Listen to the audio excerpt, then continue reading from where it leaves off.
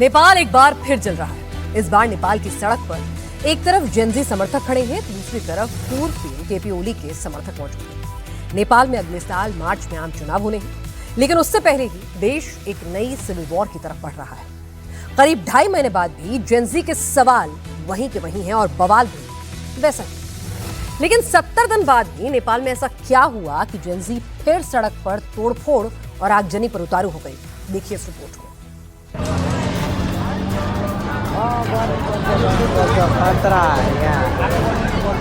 आगजनी, धुएं का गुबार, हंगामा,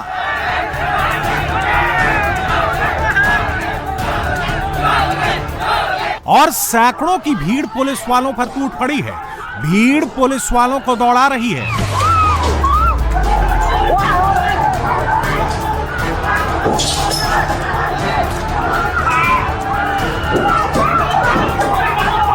पुलिस वाले अपनी जान बचाकर भाग रहे हैं। पुलिस वालों के पीछे पीछे भीड़ दौड़ रही है।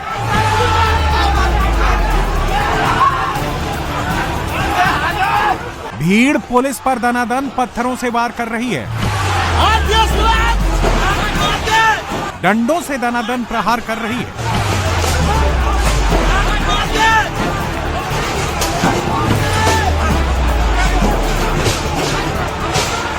पुलिस पर जलते हुए टायर फेंके जा रहे हैं।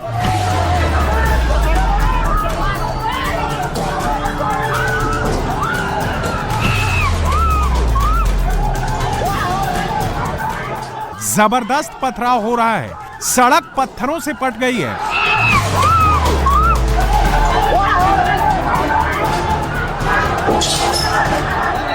पुलिस वाले प्रोटेक्शन शील्ड से खुद को बचाने की कोशिश कर रहे हैं।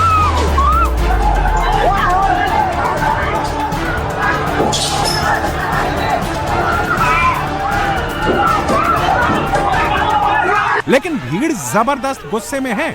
लगातार पुलिस वालों पर डंडे और पत्थर बरसा रही है।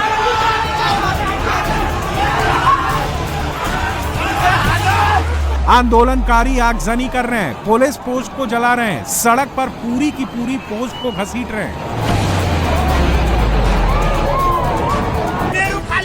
भीड़ पुलिस वालों को धमका रही है, उनके पास जा रही है, जबकि पुलिस वाले हाथ जोड़कर उनसे हिंसा नहीं करने की अपील कर रहे हैं।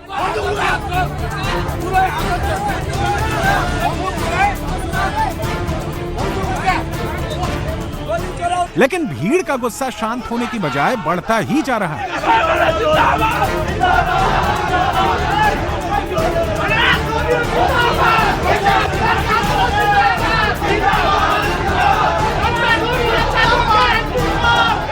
पत्थर और हमला सिर्फ पुलिस पर ही नहीं हो रहा, दुकान पर भी जमकर पत्थरबाजी की जा रही है।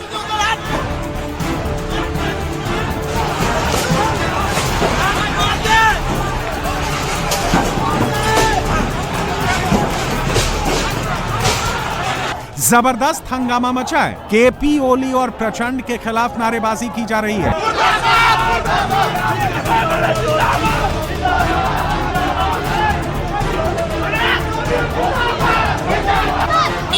सड़क पर हंगामा, बवाल, आगजनी, पुलिस वालों पर अटैक का यह वीडियो नेपाल के सिमारा का है, जहां 70 दिनों बाद जेन जी एक बार फिर सड़क पर उतर गए।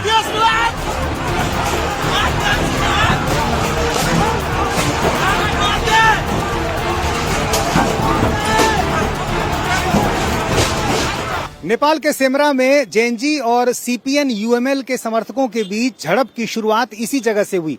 ये सेमरा चौक है और इसी जगह पर जेनजी जो है जमा हुए थे। दरअसल जिस दिन ये हंगामा हुआ उस दिन केपी शर्मा ओली की पार्टी सीपीएन यूएमएल के 2 बड़े नेता महेश बिस्नेत और शंकर पोखरेल, ये दोनों एयरपोर्ट पर आने वाले थे और उनका विरोध करने के लिए जेनजी यहाँ पर खड़े थे। काला झंडा दिखाने का कार्यक्रम था और इसी दौरान यहाँ पर अचानक केपी शर्मा ओली के पार्टी के जो कार्यकर्ता हैं, जो स्थानीय नेता हैं, कार्यकर्ता हैं, वो आ गए और उनकी पिटाई शुरू कर दी और यहाँ पर काफी देर तक हंगामा मचता रहा। यहाँ पर एक वेलकम गेट भी बना हुआ था नेताओं के स्वागत के लिए। यहाँ पर काफी देर तक जब हंगामा होता रहा उसके बाद सीपीएन यूएमएल के जो कार्यकर्ता थे वो एयरपोर्ट की तरफ गए और वहां फिर एयरपोर्ट पर पीछे से जेएनजी वहां पहुंच गए और वहां एयरपोर्ट के पास भी जेएनजी और सीपीएन यूएमएल के जो कार्यकर्ता हैं उनके बीच झड़प होती रही। दरअसल नेपाल में अगले साल 5 मार्च को आम चुनाव होना है। चुनाव से पहले पूर्व प्रधानमंत्री केपी शर्मा ओली की नेपाल कम्युनिस्ट पार्टी यानी एमाले फिर से नेपाल में अपनी जड़ें मजबूत करना चाहती है। एमाले का 19 नवंबर को भारत की सीमा से सटे नेपाल के 12 जिले के सेमरा में एंटी गवर्नमेंट रैली का कार्यक्रम था। एमाले के महासचिव शंकर पोखरेल और युवा नेता महेश बसरेल को रैली को संबोधित करना था, जबकि दूसरी तरफ सेमरा चौक पर जेन जी के कार्यकर्ता काले झंडे के साथ प्रदर्शन कर रहे थे।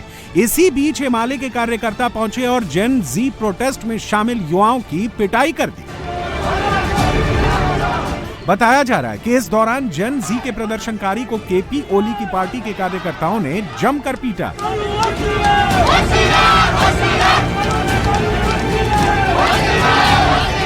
नेपाल में जेएनजी एक बार फिर से सड़कों पर है। केपी शर्मा ओली की पार्टी सीपीएन यूएमएल के कार्यकर्ताओं के साथ जेएनजी की झड़प हो गई है। नेपाल के 12 जिले के सेमरा में यह घटना हुई और उसके बाद 2 दिनों तक यहां हंगामा होता रहा। ये तमाम जेएनजी हैं और ये एक बार फिर से सड़क पर आ गए हैं। इनका कहना है कि जो केपी शर्मा ओली के पार्टी के जो कार्यकर्ता हैं उनके खिलाफ कार्रवाई होनी चाहिए।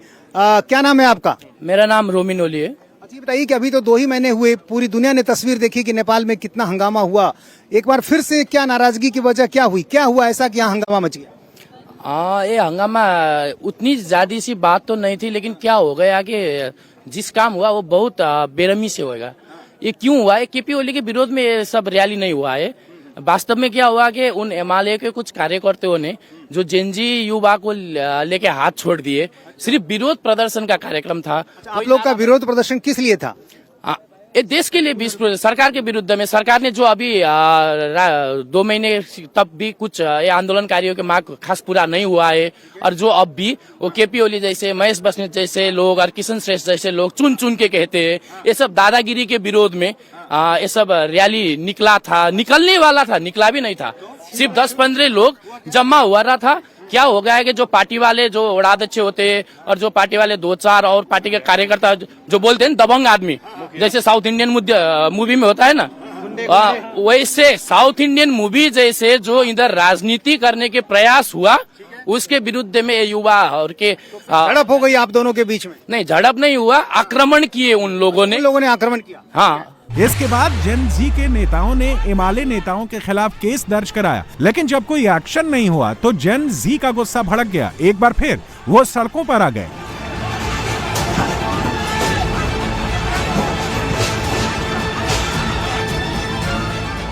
गुस्साए जेन जी पुलिस वालों को ही दौड़ा दौड़ा कर पीटने लगे।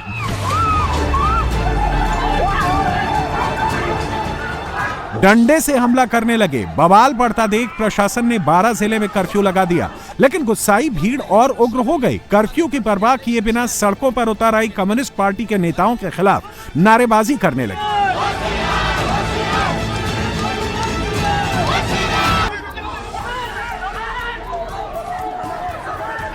झड़प के बाद गुस्साए प्रदर्शनकारियों ने सेमरा एयरपोर्ट परिसर में पथराव किया और कई हिस्सों में तोड़फोड़ भी की। काठमांडू जाने वाले मेन हाईवे को भी जेन जी युवाओं ने जाम कर दिया। नेपाल की सड़कों पर 24 घंटे तक जमकर आगजनी हुई, हंगामा और बवाल हुआ।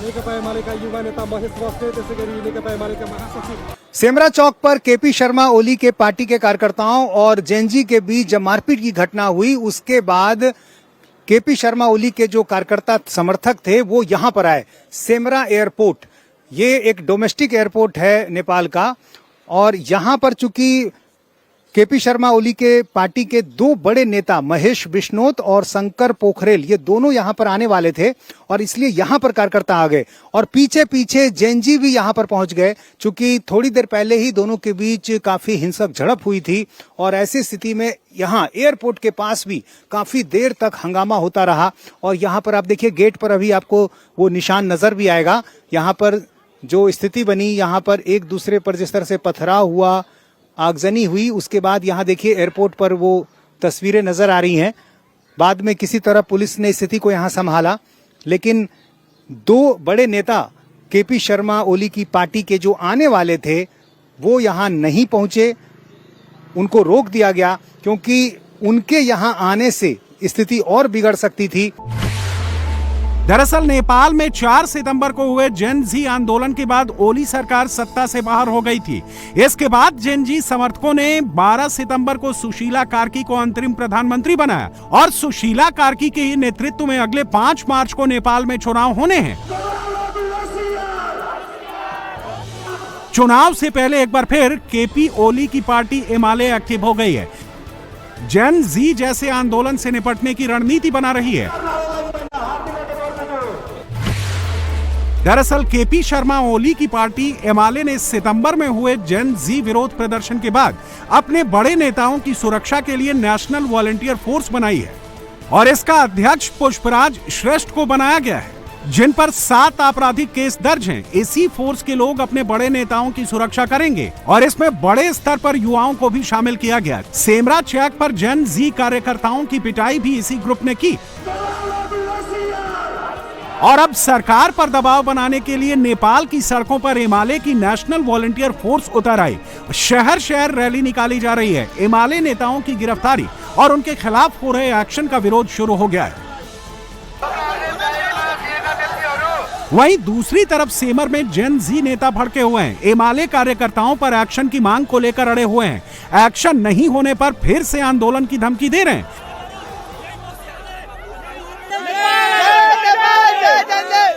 जय जेन जी का